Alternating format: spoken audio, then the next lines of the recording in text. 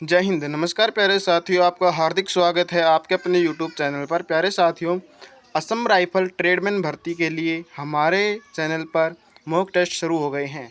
जी हाँ प्यारे साथियों, सिलेक्शन सीरीज के तहत हमारे यूट्यूब चैनल पर आपके लिए असम राइफल के ट्रेडमैन के लिए मॉक टेस्ट शुरू हो गए हैं। प्यारे साथियों, इसका टाइम टेबल रहेगा 6:15 या 6:30 के समथिंग। आप सभी को हमारे यूट्यूब चैनल पर हर रोज़ एक असम राइफल ट्रेडमैन भर्ती का मॉक टेस्ट देखने को मिलेगा। इसके बाद प्यारे साथियों, सुबह 10 बजे हरियाणा सीईटी का मॉक टेस्ट आपको देखने को मिलेगा।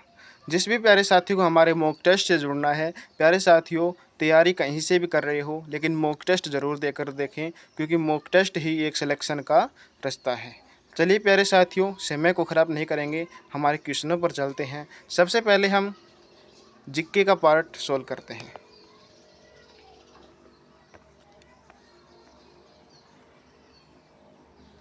तो सबसे पहले प्यारे साथियों हमारे पास आता है कि पीएम विश्वकर्मा योजना किस मंत्रालय द्वारा शुरू की गई। जो पीएम विश्वकर्मा योजना है वो किस मंत्रालय द्वारा शुरू की गई। सभी प्रिय साथी कमेंट बॉक्स में अपना उत्तर डालेंगे। इसका जो राइट आंसर है मध्यम उद्यम वर्ग, मध्यम उद्यम जो मंत्रालय है उसके द्वारा ये योजना शुरू की गई। प्यारे साथियों, यहाँ पर हम मॉक टेस्ट दे रहे हैं। आप अपने जो नंबरिंग है, कितने क्वेश्चन आपके ठीक हो रहे हैं, अपने हिसाब से अंदाज़ा लगाना कि आपकी तैयारी कितनी है। लेकिन हम इसके तहत हम क्वेश्चनों को सोल्व करते हुए भी चलेंगे कि जो पीएम विश्वकर्मा योजना है वो मध्यम उद्यम जो मंत्रालय है उसके द्वारा शुरू की गई थी। यह योजना जो युवा साथी हैं उनके उद्यम जो उद्योग हैं उन सभी में कार्य करने के लिए प्रशिक्षण देने हेतु की गई थी। इसके बाद प्यारे साथियों आगे चलते हैं। व्यास और सतलज नदी का संगम कहाँ होता है। व्यास और सतलज नदी का संगम कहाँ होता है। तो प्रिय साथियों, इसका जो राइट आंसर रहेगा वो रहेगा हरी का बैराज, हरी का बैराज। इसके बाद प्यारे साथियों, झंडा समिति का अध्यक्ष कौन था। झंडा समिति का अध्यक्ष कौन था। सभी प्रिय साथी उत्तर देंगे कमेंट बॉक्स में। इसका राइट आंसर बी है डॉक्टर राजेंद्र प्रसाद, डॉक्टर राजेंद्र प्रसाद। जी हाँ प्यारे साथियों, इसका राइट आंसर होगा डॉक्टर राजेंद्र प्रसाद। इसके बाद हम चलते हैं कि 44वें संविधान संशोधन, जो 44वें संविधान संशोधन है उस 1978 में हुआ था। इसका सभी प्यारे साथी ध्यान रखेंगे। को द्वारा किस मौलिक अधिकार को हटाया गया। तो प्रिय साथियों, इसका राइट आंसर होगा संपत्ति का अधिकार। प्रिय साथियों, संपत्ति का अधिकार हमारा 7वां मौलिक अधिकार था, जिसको 44वें संविधान संशोधन 1978 में हटा दिया गया। इसके बाद रोम कौन सी नदी के किनारे बसा हुआ है। जो रोम शहर है वह कौन सी नदी के सहारे बसा हुआ है। तो इसका राइट आंसर होगा हमारा टाइबर नदी। इसका राइट आंसर होगा हमारा टाइबर नदी। इसके बाद हम आगे चलते हैं कि उत्तरी सागर को बाल्टिक सागर से कौन सी नहर जोड़ती है। तो इसका राइट आंसर होगा हमारा कील नहर। इसके बाद भारत की सबसे बड़ी समुद्री झील कौन सी है। तो इसका राइट आंसर होगा प्रिय साथियों चिल्का झील। इसके बाद हम चलते हैं, ये हमारा कुछ रीजनिंग का पोर्शन है। हम रीजनिंग के पोर्शन को एक साथ करेंगे प्रिय साथियों। थोड़ी देर के लिए हम कैमरे को क्लोज करते हैं। रीजनिंग के पोर्शन को हम एक साथ करेंगे। सबसे पहले हम हमारे जीके के पोर्शन को करते हैं। केंद्रमुख राष्ट्रीय उद्यान कौन से राज्य में है। केंद्रमुख राष्ट्रीय उद्यान कौन से राज्य में है। सभी प्रिय साथी उत्तर देंगे कमेंट बॉक्स में। इसका राइट आंसर होगा कर्नाटक। कौन से में है, कर्नाटक। भारत में अभ्रक, अभ्रक एक खनिज पदार्थ है, की ईंटें कहाँ बनाई जाती है। भारत में अभ्रक की ईंटें कहाँ बनाई जाती है। तो इसका राइट आंसर होगा भीलवाड़ा। और भीलवाड़ा कहाँ है, हमारा राजस्थान में। तो प्रिय साथियों, वीडियो में दिक्कत न आए, आपको परेशानी न हो, इसके लिए हमने कैमरे को क्लोज किया है। उत्तरी सागर को बाल्टिक सागर से कौन सी नहर जोड़ती है? इसमें ये फिर से रिपीट हुआ है हमारा क्वेश्चन, कील नहर। बड़ा ही इम्पोर्टेंट क्वेश्चन है। संविधान सभा के लिए कितनी सीटें निश्चित की गई हैं? तो ये सभी प्रिय साथी जानते हैं, 389, 389। कौन से अनुच्छेद के तहत, कौन से अनुच्छेद के अंतर्गत हिंदी भाषा को राजकीय भाषा घोषित किया गया? तो 343 1। ठीक है प्रिय साथियों, ये जो संविधान सभा के लिए कितनी सीटें निश्चित, अगर यहाँ पर आए आरक्षित, तो आरक्षित हमारी 96 है। इस बात का भी आपको ध्यान रखना है। निम्न में से किसे राष्ट्रपति नियुक्त नहीं करता है? यूपीएससी का अध्यक्ष, महान्यायवादी, मुख्य चुनाव आयुक्त, इनमें से कोई नहीं। तो करेक्ट आंसर होगा हमारा बी। भारत का संविधान सरकार की किस प्रणाली के साथ एक संप्रभु, समाजवादी, धर्मनिरपेक्ष और लोकतांत्रिक गणराज्य है? प्रिय साथियों, ये हमारा संसदीय, जो हमारी सरकार की जो प्रणाली है संसदीय, जहाँ पर सरकार की शक्तियों का बंटवारा किया जाए। इस बात का आपको ध्यान रखना है कि जहाँ पर सरकार की शक्तियों का बंटवारा किया जाए वहाँ पर संसदीय शासन प्रणाली होती है। जिस प्रकार से हमारे जो भारत है, हमारे भारत में एक केंद्र सरकार होती है, सेंटर सरकार, और एक जो हमारी होती है वो स्टेट सरकार होती है।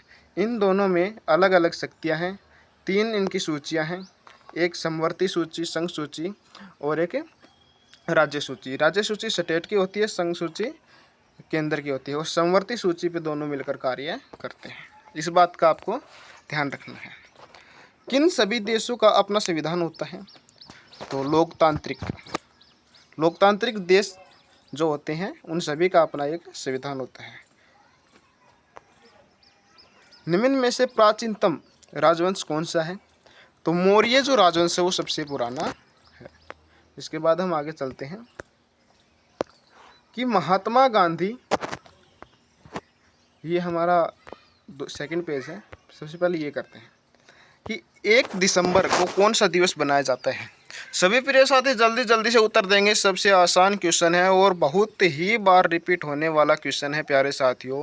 जितनी बार रिपीट हुआ है ये कि 1 दिसंबर दिवस में सबसे ज़्यादा बार रिपीट होता है कि 1 दिसंबर को कौन सा दिवस बनाया जाता है। दोनों ही इम्पोर्टेंट है। 1 दिसंबर को एड्स दिवस बनाया जाता है और पर्यावरण दिवस 5 जून को बनाया जाता है। प्रिय साथियों, पर्यावरण दिवस 5 जून को बनाया जाता है। इसमें है कुचिपुड़ी नृत्य। कुचिपुड़ी नृत्य कौन से राज्य का है? कुचिपुड़ी नृत्य कौन से राज्य का है? प्यारे साथियों ध्यान रखना है, कुचिपुड़ी नृत्य आंध्र प्रदेश का है। कौन से राज्य का है? आंध्र प्रदेश का। आंध्र प्रदेश कैसे ध्यान रखना है? कुचिपुड़ी की कुछ पूरियाँ अंधे आदमी को दे दें। इसके बाद हम आगे चलते हैं। भारत का प्रथम नागरिक कौन होता है? तो प्रधानमंत्री, राष्ट्रपति या सुप्रीम कोर्ट का जज। इसके बाद प्यारे साथियों राइट आंसर होगा हमारा राष्ट्रपति हमारे देश का प्रथम नागरिक होता है। स्वतंत्रता मेरा जन्मसिद्ध अधिकार है, इसे मैं लेकर रहूँगा, यह नारा किसने दिया? महात्मा गांधी ने, बाल गंगाधर तिलक ने। बताइए प्यारे साथियों। तो यह नारा हमारा बाल गंगाधर तिलक ने दिया था कि स्वतंत्रता मेरा जन्मसिद्ध अधिकार है, मैं इसे लेकर रहूँगा। ठीक है प्यारे साथियों। इसके बाद भारत की पहली महिला प्रधानमंत्री कौन बनी? इंदिरा गांधी। भारतीय संविधान में कौन सी अनुसूची भाषा से संबंधित है? तो प्यारे साथियों 8वीं अनुसूची हमारी भाषा को दर्शाती है। इसके बाद हम प्यारे साथियों हमारी रीजनिंग को कवर करेंगे। ये हम रीजनिंग की हर एक टाइप से 1 से 2 क्वेश्चन या 3 से 4 क्वेश्चन लाए हैं। ये हमारी आकृति है, ये आपके पास क्वेश्चन है। प्यारे साथियों कमेंट में उत्तर देंगे इसका राइट आंसर क्या होगा। प्रश्न आकृति ये है और जो आंसर है ये नीचे वाली आकृति में है। तो प्यारे साथियों देखना है इसका हमारा राइट आंसर होगा। इसमें 1 लाइन है, इसमें 3 है, फिर इसमें 5 है, तो इसमें 7 कौन सी में है? तो इस बात का ध्यान रखें। इसका जो राइट आंसर है वो हमारा होगा डी। राइट आंसर होगा हमारा डी। ठीक है प्यारे साथियों, डी हमारा इसका राइट आंसर होगा। इसके बाद हम आगे चलते हैं। ये हमारी प्रश्न आकृति है, ये उत्तर आकृति है। सभी प्यारे साथी जल्दी से उत्तर देंगे ABCD में से।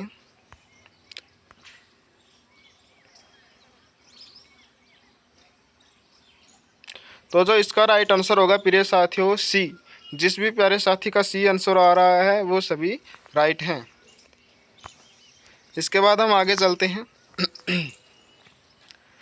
इसमें से प्यारे साथियों बताया है कि यदि धूल को हवा कहा जाए, हवा को सफ़ेद कहा जाए, सफ़ेद को पीला कहा जाए और पीला को जल कहा जाए और जल को लाल कहा जाए तो पक्षी कहाँ उड़ेंगे? तो पक्षी कहाँ उड़ेंगे? सभी प्रिय साथी इसमें ध्यान देंगे कि हमें अगर इस प्रकार से आपके एग्ज़ाम में क्वेश्चन आता है तो आपको कहीं भी नहीं जाना है कि पक्षी कहाँ उड़ेंगे। तो प्रिय साथियों पक्षी कहाँ उड़ते हैं? आसमान में। कहाँ उड़ते हैं? आसमान में। कहाँ उड़ते हैं प्रिय साथियों? आसमान में। तो इसको हमें यहाँ पर हमें देखना है कि आसमान कहाँ पर है। ठीक है प्यारे साथियों, यानी कि पक्षी जो है वो हवा में उड़ते हैं और आसमान में। तो हवा, इसमें आसमान नहीं है तो हवा में भी उड़ते हैं। तो प्रिय साथियों हमें हवा को देखना है कि हवा को इसमें क्या कहा गया है। तो इसमें हवा को कहा गया है, हवा को यदि सफ़ेद कहा जाए, ठीक है, तो पक्षी कहाँ उड़ेंगे? हवा में उड़ते हैं, लेकिन यहाँ पर हवा को क्या कहा गया है? सफ़ेद। तो इसमें क्या आंसर होगा हमारा? सफ़ेद।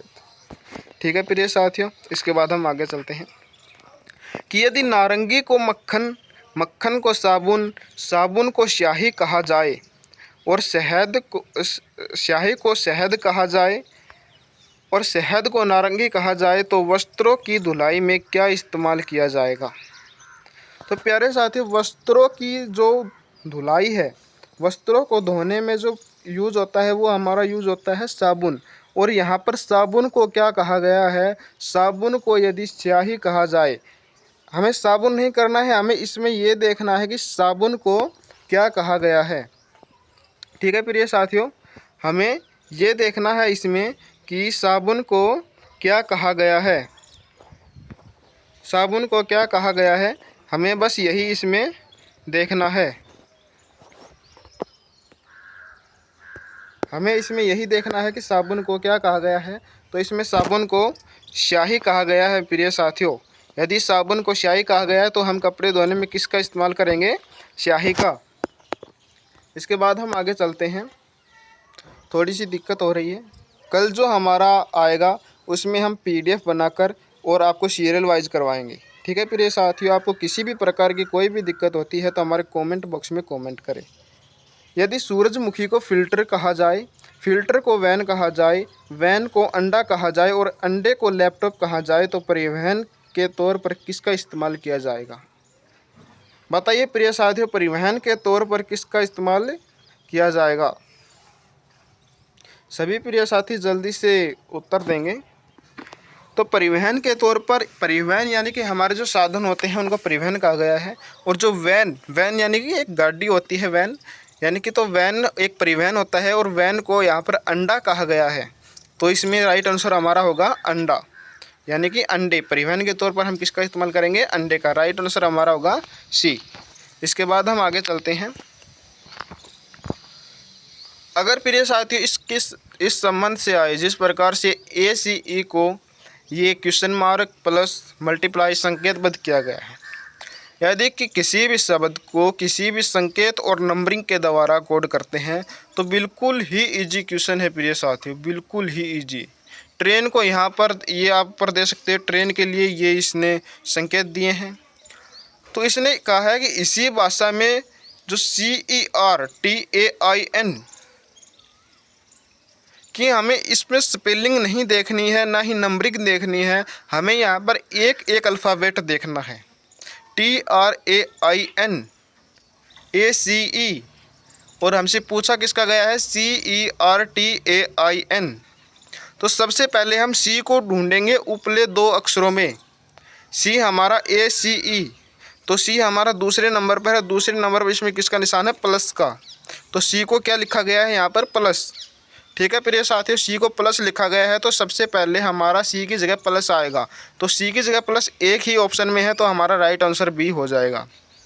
अगर 2 में होता है तो आगे जाएंगे ई को क्या लिखा गया है यहाँ पर मल्टीप्लाई, तो बी में मल्टीप्लाई है। अगर 2 में पॉजिटिव होता है तो हम अगले ऑप्शन पर जाएंगे, नहीं तो हम एक में ही टिक करेंगे, समय को ख़राब नहीं करेंगे।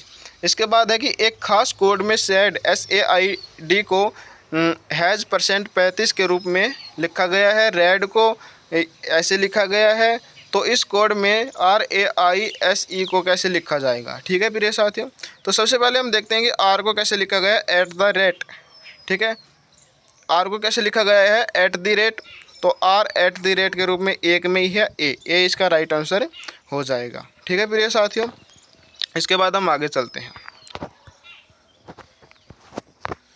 यह हमारा है कि लेफ्टिनेंट कैप्टन,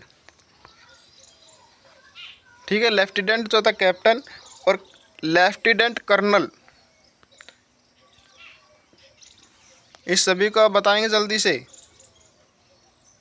इसका आएगा सब लेफ्टिनेंट। इसके बाद हम आगे चलते हैं कि जयपुर राजस्थान भारत। जयपुर किस में है प्यारे साथियों, राजस्थान में, और भारत किस में है, ऑस्ट्रेलिया महाद्वीप में है, अंटार्कटिका महाद्वीप में है, यूरोप में है, एशिया में। तो सभी प्रिय साथी जानते हैं कि भारत एशिया महाद्वीप में है। इसमें क्षोभमंडल, समताप मंडल, मध्यम मंडल, और इसके बाद जो हमारा आता है वो है हमारा बहिर्मंडल। क्या आता है हमारा बहिर्मंडल, और यहाँ पर बहिर्मंडल के आगे पूछा जाए तो हमारी ओजोन परत आती है। इस प्रकार से आपके क्वेश्चन आ सकते हैं, और किसी भी प्रिय साथी को किसी भी प्रकार की अगर कोई दिक्कत है तो कृपया करके कमेंट बॉक्स में कमेंट करें। नेक्स्ट जो हमारा क्वेश्चन है कि नरेंद्र मोदी, मनमोहन सिंह, अटल बिहारी वाजपेयी। सभी प्रिय साथी कमेंट बॉक्स में उत्तर देंगे जल्दी से। बड़ा ही इजी क्वेश्चन है कि नरेंद्र मोदी, मनमोहन सिंह, अटल बिहारी वाजपेयी। ऑप्शन ए हमारा है VP सिंह, बी हमारा है PV नरसिम्हा राव, सी हमारा चंद्रशेखर, और डी हमारा जवाहरलाल नेहरू। तो सभी प्रिय साथी ध्यान देंगे कि जो हमारी सीरीज़ है नरेंद्र मोदी, मनमोहन सिंह, अटल बिहारी वाजपेयी, ये तीनों ही हमारे भारत देश के प्रधानमंत्रियों का वर्णन किया गया है। तो हमारा राइट आंसर होगा इसमें डी, पंडित जवाहरलाल नेहरू, क्योंकि पंडित जवाहरलाल नेहरू भी हमारे भारत देश के PM रह चुके हैं। इसके बाद हम नेक्स्ट क्वेश्चन पर चलते हैं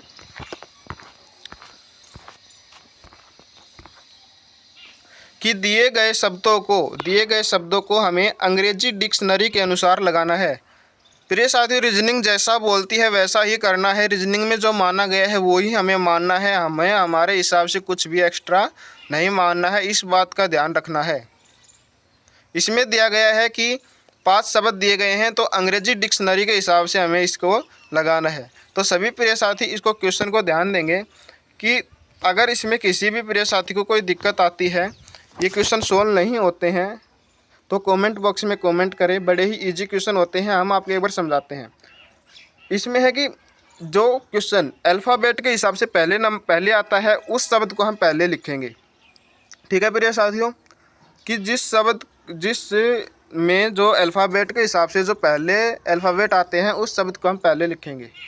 तो जैसे कि इसमें R शुरू का अक्षर देखेंगे, सभी में R है। सेकंड जो अक्षर है सभी में E है। थर्ड सभी में F है। फिर इसके बाद हम देखते हैं कि जो फोर्थ जो अल्फ़ाबेट है वो REUEE। तो प्यारे साथियों देखेंगे कि जो R और U है वो E के बाद आता है, तो ये जो 2 अक्षर हैं वो लास्ट में जाएंगे। ये जो 2 अक्षर हैं ये दोनों लास्ट में जाएंगे। तो प्यारे साथियों सबसे पहले हम इसमें देखते हैं कि R पहले आता है या U पहले आता है। तो R पहले आता है, तो यानी कि ये जो 3 अक्षर हैं ये हमारे इन दोनों से पहले जाएंगे। तो ये हमारा चौथे नंबर पर होगा। ये हमारा किस पर होगा, चौथे नंबर पर। और C हमारा जो E हमारा है वो 5वें नंबर पर होगा। E हमारा कौन से नंबर पर होगा, 5वें नंबर पर। तो इसने कहा है कि चौथे स्थान पर आने वाले को चिन्हित कीजिए। तो चौथे जो नंबर पर वो हमारा A आएगा। ठीक है प्रिय साथियों, क्या आएगा हमारा A। तो जो A हमारा है वो इसका राइट आंसर हो जाएगा। इसका राइट आंसर होगा हमारा D, REFRAIN। इसमें यहाँ पर D ऑप्शन में ये पहले को चिन्हित किया गया है, तो इसका जो हमारा राइट आंसर होगा वो D हो जाएगा। अगर किसी प्रिय साथी को फिर भी कोई दिक्कत आती है तो कमेंट बॉक्स में कमेंट करें। ये कमेंट बॉक्स में हम आपको हमारे मोबाइल नंबर देंगे, व्हाट्सअप देंगे, PDF पर भी आप सोल्व करवा सकते हो। किसी भी प्रिय साथी को किसी भी प्रकार की दिक्कत आती है तो कमेंट बॉक्स में कमेंट करके ज़रूर बताएं, ताकि हम भी हमारी वीडियो में सुधार ला सकें। इसके बाद अगला हमारा क्वेश्चन है, ये हमारी आकृति है, ये उत्तर आकृति है, तो इस आकृति में जो कौन सी आकृति है वो सही आएगी। इस आकृति में कौन सी आकृति हमारी फिट आएगी, इसको गौर से देखेंगे पहले आकृति को। ये जो हमारी आकृति है, इसके बाद ये हमारे ऑप्शन है। सभी प्रिय साथी जल्दी बताएंगे।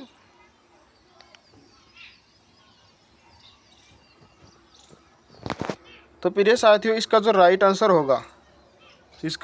आंसर होगा कि सबसे पहले हमें इसमें ये देखना है, ये हमारा वर्ग बना रहा है। इसमें देखो सभी प्रिय साथी ध्यान से देखेंगे कि ये जो हमारा है यहाँ पर इस स्थान को छोड़ देंगे। ये जो यहाँ पर जो बचा है इस स्थान में ये जो हमारा है ऑप्शन बी और ऑप्शन सी और डी, ये तीनों फिट बैठ रहे हैं। कौन कौन से बैठ रहे हैं? 3, क्योंकि ये हमारा जो है ब्लैक है, इसमें यहाँ पर खाली दिया गया है, तो ये हमारा कट गया। ठीक है प्रिय साथियों, इसके बाद हम चलते हैं अगले ऑप्शन पर। चलते हैं। तो प्रिय साथियों ध्यान दें कि जो उपले बॉक्स हैं, जो इससे जो ऊपर का बॉक्स है, इसमें ये है, यहाँ पर एक जो ये है ये खाली है, यहाँ पर एक क्या है, ये खाली है। फिर से देखिए प्रिय साथियों, किसी भी प्रिय साथी को दिक्कत नहीं होनी चाहिए समझने में, क्वेश्चन समझ में आना चाहिए। अगर वीडियो देखते हो तो क्वेश्चन समझ में ना आए तो फिर हम किसी भी प्रिय साथी का समय खराब नहीं करना चाहते। तो प्रिय साथी ये देखिए ऊपर जो हमारे यहाँ पर ये जो दिया गया है,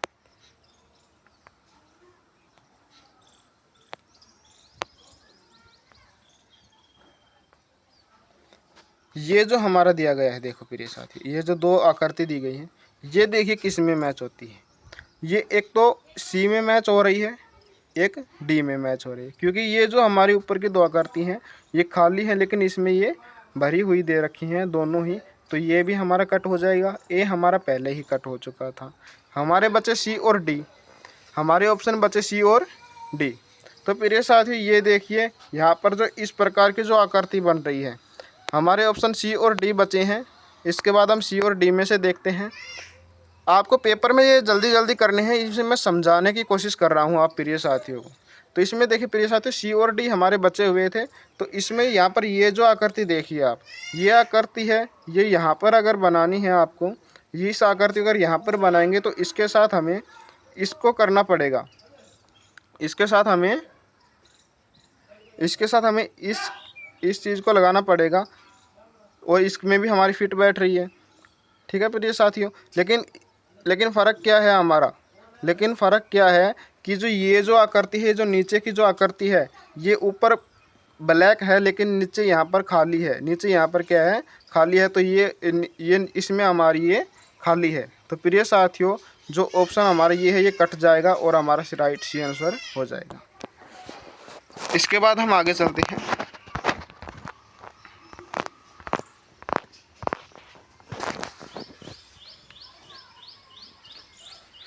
ये जो श्रृंखलाएं हैं इनमें है जो हमें जो आगे की जो सीरीज है वो क्या आएगी, इसको हमें देखना है। तो प्रिय साथियों इसके लिए सभी को अल्फ़ाबेट काउंटिंग करनी पड़ेगी। ठीक है, LMNOPQRST, इस प्रकार से LMNOP। ठीक है, इसमें ऐसे बढ़ाकर लिखा गया है। सभी प्रिय साथियों का राइट आंसर आ गया होगा। ये कुछ क्वेश्चन है जो होमवर्क के लिए दिए जा रहे हैं। ये प्रिय साथियों आप सभी को कमेंट बॉक्स में करने हैं। अगर किसी प्रिय साथी को समझ में नहीं आ रहे हैं तो वो कमेंट करेंगे। ये सभी प्रिय साथियों को गृह कार्य के लिए दिए जा रहे हैं। इसमें से हमें दिए गए विकल्पों में विषम बताना है। इसमें ये जो निश्चित कूट भाषा है, इसमें इस शब्द को ऐसे लिखा गया है तो इस शब्द को कैसे लिखा जाएगा, ये भी आप सभी का गृह कार्य है। प्रिय साथियों इसमें हिंट इतनी है कि इसमें नंबरिंग यूज नहीं हो रहा है। इन्हीं ये जो नंबर, ये जो शब्द है, इसको ही उलट पलट कर लिखा गया है। आप सभी को राइट आंसर दे के जाने हैं प्रिय साथियों। अगर राइट आंसर नहीं दोगे, आप खुद से सोल्व नहीं करोगे, तो आप रीजनिंग को सीख नहीं पाओगे। इसके बाद हमारा अगला क्वेश्चन है कि उस विकल्प का चयन कीजिए जो तीसरे पद से उसी प्रकार से संबंधित है जिस प्रकार से दूसरा पद पहले पद से। पुस्तक, मूवी और लेखक। लेखक के आगे हमारा दर्शक आएगा, निर्देशक आएगा, नायिका आएगी या नायक आएंगे।